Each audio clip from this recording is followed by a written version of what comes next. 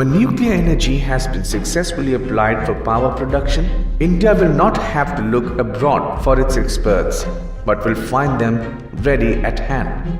These were the words of Homi Jehangir Bhabha, the chief architect of India's nuclear program, scientist par excellence, institute builder, theoretical physicist, able administrator, policy maker, multifaceted personality, connoisseur of fine art. Homi Jehangir Bhabha, a great visionary. It shows the absolute necessity of finding some new source of energy if the light of our civilization is not to be extinguished because we have burnt out our fuel reserves. This would exhaust the known reserves of fossil fuels in under a century. It is in this context that we turn to atomic energy for a solution. I venture to predict that a method will be found for liberating fusion energy in a controlled manner within the next 2 decades. When that happens, the energy problems of the world will truly have been solved forever. Bhabha dreamt for modern, self-reliant India, highly industrialized and technologically advanced. His solution was both simple and complex: ample electrical power for Indian modernization and industrialization. And he was far-sighted enough to predict the importance of nuclear technology towards this goal. Today, India is a nuclear power. Full credit for the establishment of India's nuclear research program and its nuclear weapons program must be given to Dr. Homi Jehangir Bhabha. He ensured that India's own atomic energy development program progressed to a stage where atomic weapons could be produced in the country without external aid if called upon to do so. I seriously say to you that business or a job as an engineer is not the thing for me. It is totally foreign to my nature and radically opposed to my temperament and opinions. Physics is my line. I'm burning with a desire to do physics. It is my only ambition. I have no desire to be a successful man or the head of a big firm. There are other intelligent people who like that, and let them do it. I, therefore, earnestly implore you to let me do physics. This was a letter written by an 18-year-old Homi Jehangir Bhabha from England to his parents in India. Homi Jehangir Bhabha was born on 30th October 1909 in a wealthy Parsi family of Mumbai, having a long tradition of learning and service in the field of education. His grandfather was the Inspector General of Education in the state of Mysore.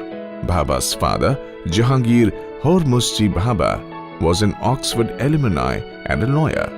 Dr. Bhabha's paternal aunt, Meherbai, married Sir Dorabji Tata. Bhabha attended the Cathedral and John Connon School in Bombay.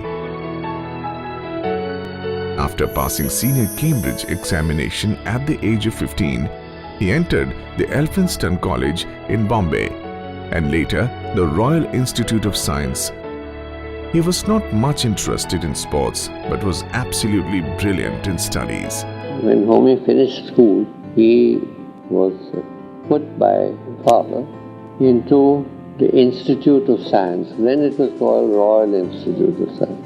And there he soon found that he was being taught what he had learned 2 years earlier at school. At the age of 18, Dr. Bhabha left for England to pursue higher studies at Cambridge to study engineering. In 1927, Bhabha joined the Gonville and Caius College in Cambridge. He took the Mechanical Sciences Tripos in 1930. Homi at that time said, I want to strike a bargain with you. You will get your first class from me on the condition that you will finance me for 2 more years to do the mathematics tripos. After passing the mechanical tripos with first class, Bhabha passed the mathematics tripos 2 years later. Bhabha was taught by Nobel laureate Paul Adrian Maurice Dirac, the Lucasian professor of mathematics at Cambridge and an authority in quantum theory. Later, Bhabha joined the Cavendish Laboratory. Bhabha held Salomon's studentship in engineering during 1931-1932. During 1932 to 1934, he held the Rouse Ball traveling studentship in mathematics. He traveled in Europe and worked with Wolfgang Pauli in Zurich. In January 1933, Homi Bhabha received his doctorate in nuclear physics after publishing his first scientific paper, The Absorption of Cosmic Radiation. The paper helped him win the Isaac Newton Studentship in 1934. In early 1934, he went to Italy to work at Enrico Fermi's Institute of Physics in Rome. During this period, he mostly worked in Cambridge, except for a short period when he worked with Niels Henrik David Bohr at Copenhagen. At Cambridge, Bhabha's work centered on cosmic rays. The most important of the papers that Bhabha wrote in positron physics is the one dealing with what has come to be known as Bhabha scattering, which is Bhabha's crowning achievement in the area of positron physics. Bhabha scattering revolves around exchange effects in electron-positron scattering. It was believed that matter and antimatter, namely electron and positron, when they come together will annihilate each other. But Dr. Bhabha was the first scientist to realize that something else could also happen, namely scattering, which in his honor today is called Bhabha scattering. Watching two white billiard balls collide, we were able to say which ball went where, even though the balls look identical. This is because we are able to follow the trajectories of the individual particles. Scattering, as the very name implies, throws off the incident particles in various directions. Faith in the formula is so much that is used routinely as a calibration for other scattering cross sections and provides the precise value for other cross sections which are measured at labs at CERN and other places. Bhabha also explained the cosmic ray shower formation in a paper published in 1937. Bhabha and Hitler were one of the first people who did extensive calculation of what the development of shower would look like and what will be its detailed properties. The charged particle, as it travels down, releases a high energy gamma ray, and the gamma ray multiplies into an electron and a positron. And then again, these things annihilate and produce more gamma rays. Interestingly, when Carl David Anderson discovered a new particle in the cosmic radiation with a mass between that of electron and the proton, he named it mesoton. Bhabha had predicted on the basis of his analysis that there should be a particle of intermediate mass between the proton and the electron, and that turned out to be the case with the mu meson. Today, however, this particle is known as muon. And even now the study of muon is providing us with very important insight into the functioning of the solar system. Bhabha was on a vacation in India in 1939 when World War II broke out in Europe. During this enforced extended holiday at home, he was deeply affected by the turbulent period at the dawn of the independence. He was looking for a position to stay back in India for some time. He was offered many professorships. One of them was in Allahabad University, which he did not take up.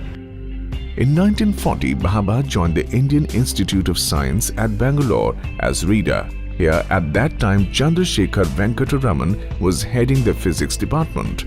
In 1941, Bhabha was elected the Fellow of the Royal Society London, Dr. Raman being one of the proposers of his nomination. He wrote the thesis titled The Theory of Elementary Particles and Their Interaction, for which the Adams Prize was awarded in 1942. In the same year, he was promoted to a full professorship in cosmic ray research at the IISc. At Bangalore, Bhabha initiated experiments to study the so-called hard component of the cosmic rays. But even the basic equipment for the purpose was not available, so Bhabha decided to build the devices indigenously. A unique Geiger counter telescope was used by Bhabha. It is made of 4 Geiger counters with lead shield in between.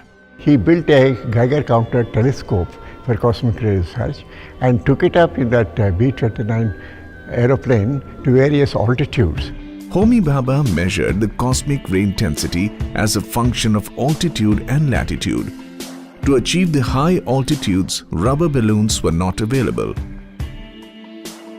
A balloon flights group was set up and then experiments were done in the penetrating component of cosmic rays at various latitudes. High-energy cosmic rays are the highest energetic particle which are coming on the Earth. This particle, when they enter the Earth atmosphere, they interact with the various nuclei present in the atmosphere and form extensive air shower. We study and try to find out what was the origin of the cosmic rays. We have installed 400 plastic scintillation detectors. In addition to that, 3,712 proportional counter have also been installed, which have been shifted from the old Kolar Goldfield experiments, and they have been used here as a muon detector. It makes it the world's most sensitive and the largest muon tracking telescope. Bhabha also built a 12-inch diameter circular cloud chamber to study the scattering characteristics of mesons. The cloud chambers are very important device to visualize the propagation and interaction of high-energy particles. In the early 1940s, when Bhabha was working at the Indian Institute of Science, there was no institute in the country which had the necessary facilities for original work in nuclear physics, high-energy physics, cosmic rays, and other frontiers of knowledge in physics. On 19th August 1943, he wrote an informal letter to J.R.D. Tata. Lack of proper conditions and intelligent financial support hamper the development of science in India at the pace which the talent in the country would warrant. It is one's duty to stay in one's own country and build up schools comparable with those in other lands. J.R.D.'s reply was encouraging. If you and or some of your colleagues in the scientific world will put up a concrete proposals backed by a sound case, I think that there is a very good chance that the Sir Dorab Tata Trust will respond. This prompted him to send a proposal in March 1944 to the Sir Dorab J. Tata Trust for establishing a vigorous school of research in fundamental physics, which was accepted by the trustees.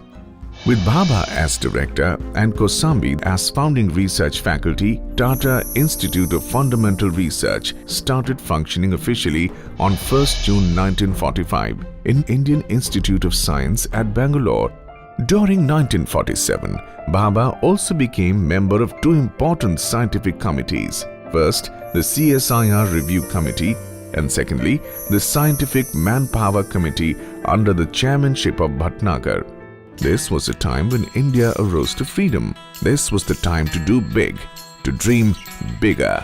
On 26 August 1947, the CSIR set up a board of research on atomic energy.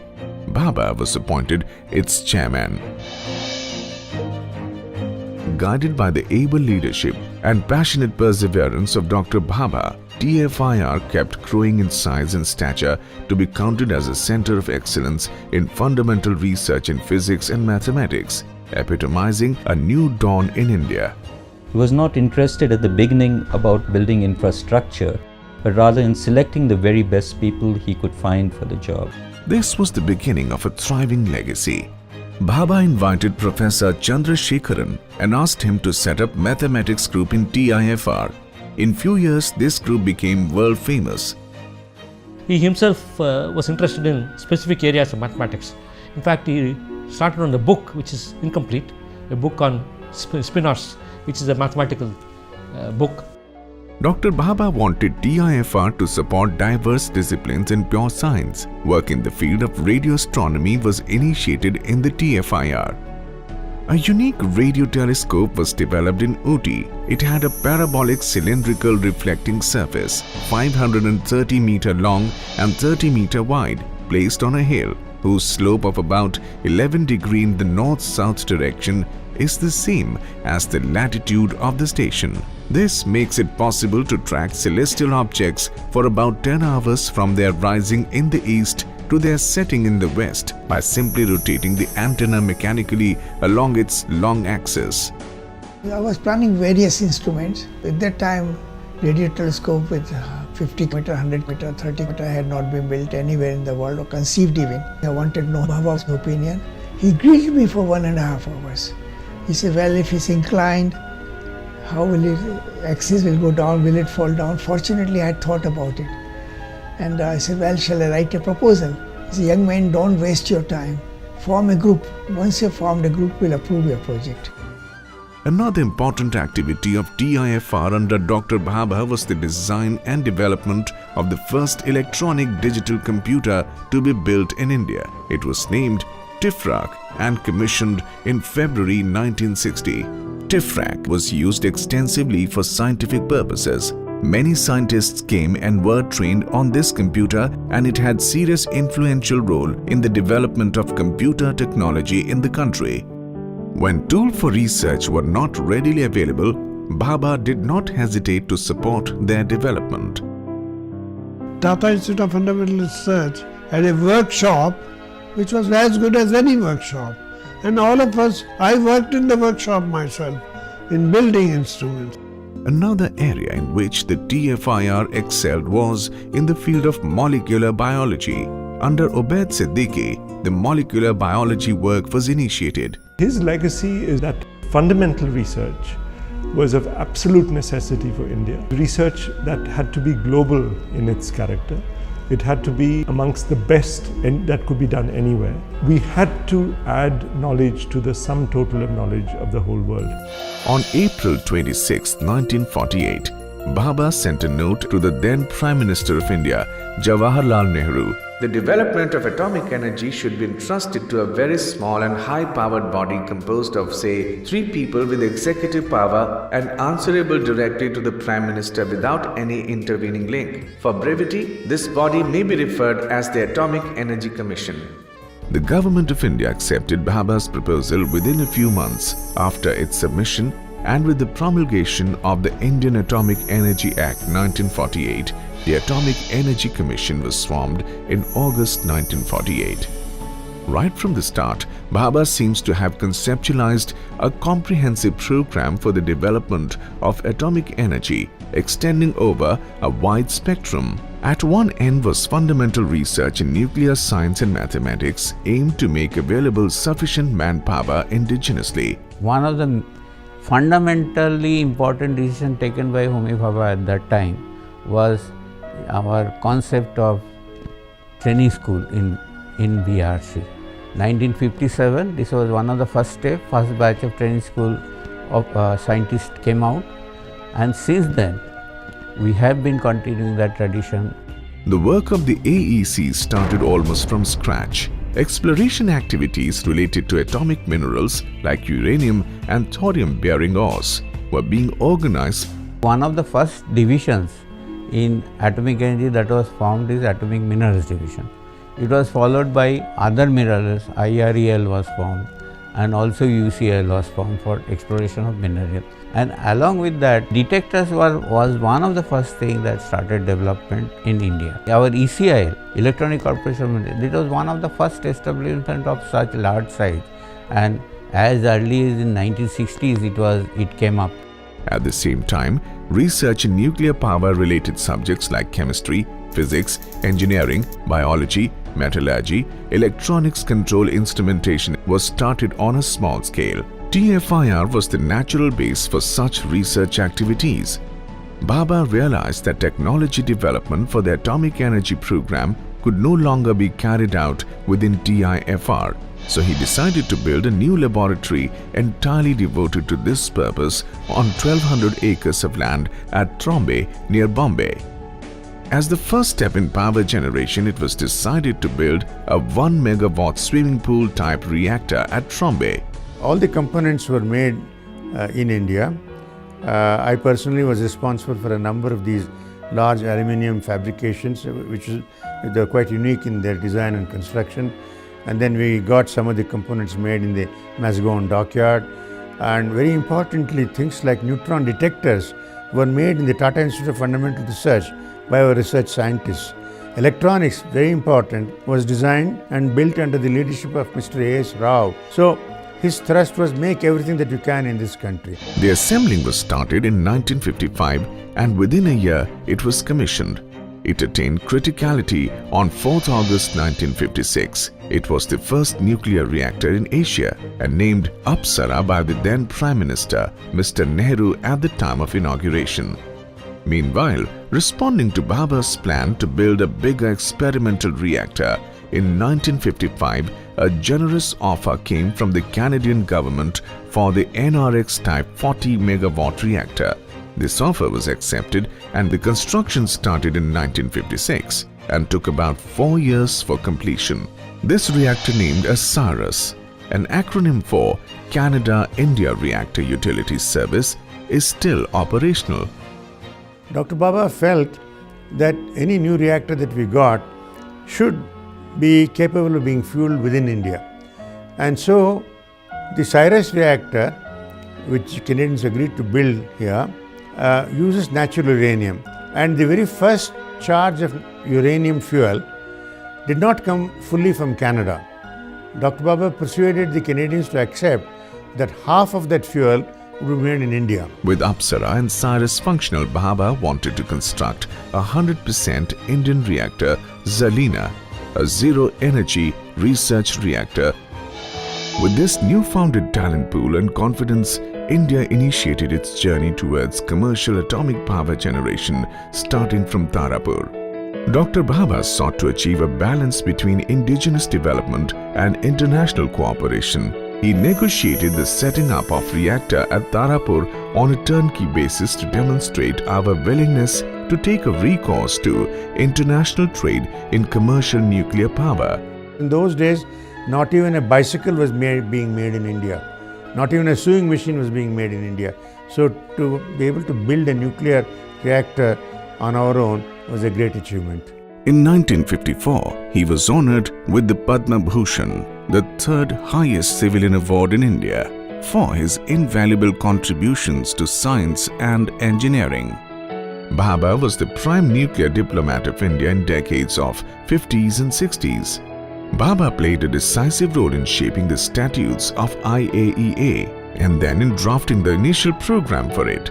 Dr. Bhabha's leadership of the atomic energy program spanned 22 years. We have a 3-stage nuclear program, nuclear power program, which was initiated by Dr. Bhabha. First stage, pressurized heavy water reactors using natural uranium as fuel and heavy water as moderator and coolant. Second stage of our program is to build fast breeder reactors. They are called breeders because they produce more fuel than they consume. Third stage, which he had envisaged, was to use thorium in these fast breeder reactors. So thorium gets converted to a very useful nuclear fuel, uranium-233. So what he had envisaged during his lifetime, and that is a program which still continues to be valid in our nuclear system. India is likely to be a pioneer in the use of thorium because our first prototype thorium utilization reactor of about 300 megawatts will go into operation in 7 or 8 years' time. And I think the world will then think of Dr. Bhabha as a true pioneer in forecasting the potentiality of thorium as a source of energy. Dr. Homi Jehangir Bhabha supported Dr. Vikram Sarabhai in setting up the first rocket launching station in India at Tumba, near Thiruvananthapuram. The inaugural flight was launched on November 21, 1963 with a sodium vapor payload. Bhabha did everything in impeccable style. He was a man of both the worlds in double sense, a man of science and that of arts. Bhabha did a large number of paintings, drawings and sketches which were praiseworthy by professional standards. Homi, I'll tell you, was a very brilliant scientist, but a very brilliant draftsman. The drawings of Michelangelo or Leonardo da Vinci are so good, and his drawings are even now top class. Dr. Bhabha was passionately devoted to all forms of arts. For him, the arts was what made life worth living. Bhabha acquired the paintings of leading painters and had them tastefully displayed at TIFR. In fact, nobody writing a history of modern art can write it without visiting the TIFR collections. TIFR was the only customer in those days for the greats of Indian art, like Hussain, Ara and Gaitonde and others. Bhabha was the one who would buy their pictures. Bhabha was perhaps born with an ear for music. His parents had noticed early that switching on music had an instant effect of calming down the crying baby. Bhabha's love for trees and garden is quite well known. Bhabha wanted to make Trombe the Versailles of scientific world. Bhabha never considered landscaping a luxury. He passionately worked on the planning, design and style of gardens. Bhabha not only paid attention to the geometric form of the buildings being made, but also for which purpose they were being built. The Tata Institute building itself has been described by some of the visitors as the most beautiful scientific building they had ever seen in the entire world. And he certainly wanted to bring beauty into whatever he looked at. His grasp of architecture was very good. These aluminium windows, for example, first time were made for TIFR. Building should be said that it's excellent for research. Looks good, but functionally good, as well as up to date. On January 24th, 1966, Dr. Bhabha was on his way to Vienna to attend a meeting of the Scientific Advisory Committee of the International Atomic Energy Agency. Dr. Homi Jehangir Bhabha died in an air crash near the famous Mount Blanc peak of the Alps. It was a sad and untimely death. The whole nation was shocked, especially the scientific and the political world. Great people are remembered for their outstanding achievements. Similarly, Dr. Bhabha's achievements were in many dimensions. Bhabha is no more, but his work lives. Dr. Homi Bhabha spent his whole life in pursuit of grand vision based on self-reliance to steer India's scientific destiny.